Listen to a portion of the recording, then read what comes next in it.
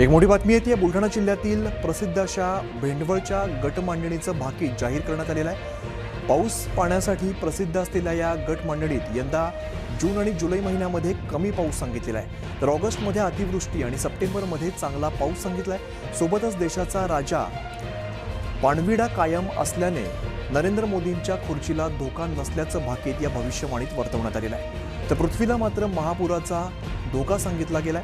देशाची अर्थव्यवस्था देखील ढासळलेली राहील असा अंदाज बांधण्यात आलाय।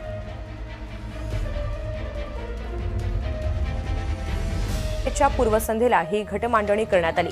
यानंतर अक्षय तृतीयेच्या दुसऱ्या दिवशी भाकीत वर्तवण्यात आलेला आहे। मान्सूनच्या पहिल्या महिन्यामध्ये पावसाचं प्रमाण कमी राहील, दुसऱ्या महिन्यामध्ये चांगला पाऊस होईल, तिसऱ्या महिन्यामध्ये पावसाचं प्रमाण कमी असेल, तर चौथ्या महिन्यामध्ये अवकाळी पावसाचा फटका बसेल असा भेंडवळच्या घटमांडणीनंतर अंदाज वर्तवण्यात आला।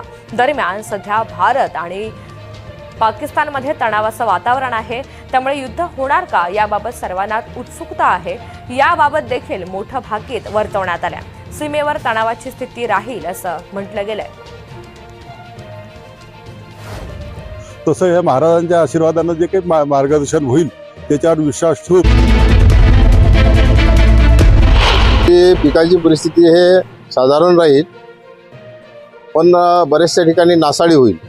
कारण तिसरा आणि चौथ्या महिन्यात तो पाऊस जास्त दाखवला, त्यामुळे नासाडी होईल। पहिल्या महिन्यात जो आहे तो सार्वत्रिक पेर होणार नाही, कमी अधिक पाऊस पडेल। दुसऱ्या महिन्यात मात्र पेर होईल, साधारण आहे तो, आणि अवकाळी पाऊससुद्धा भरपूर आहे।